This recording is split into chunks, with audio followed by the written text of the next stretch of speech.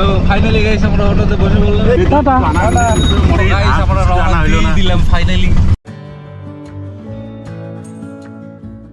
Guys auto এখানে আমাদের নামিয়ে দিয়ে গেল আর এখানে দাদারা কিছু কেনাকাটা করছে।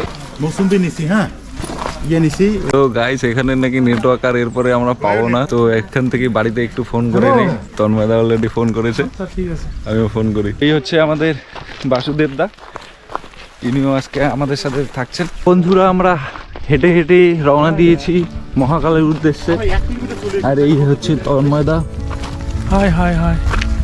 এই হচ্ছে মিঠুন দা, আর এই হচ্ছে বাসুদা। আর দুজন আসছিল কিন্তু হারিয়ে গেছে, আবার পরে আমাদের সাথে একসাথে হয়ে যায়। আমাদের কাছে গাইড মহাশয়, আরে আপনি পিছনে কেন, চল সামনে যান। তো গাইস আমরা মহাকালের দিকে এগিয়ে চলেছি। কি স্পেশালি আছে? সবথেকে বেশি আসবে 25 তারিখ। আচ্ছা 25 তারিখ 26 তারিখ এগুলাতে বেশি আসবে। দিন রেকর্ড সেদিন এই রাস্তাতে এই আমরা এভাবে যেভাবে যাচ্ছি এরকম লোক যাইতেই থাকবে। আমরা এগিয়ে চলছি মহাকালের উদ্দেশ্যে। প্রায় 1-1.5 কিলোমিটার রাস্তা আমরা পার করে এলাম, হেঁটে হেঁটে এলাম। এখনও আমরা যাচ্ছি। আর এদিকে আমি ফেসবুকে লাইক করছি, পিছনে হচ্ছে পাহাড়।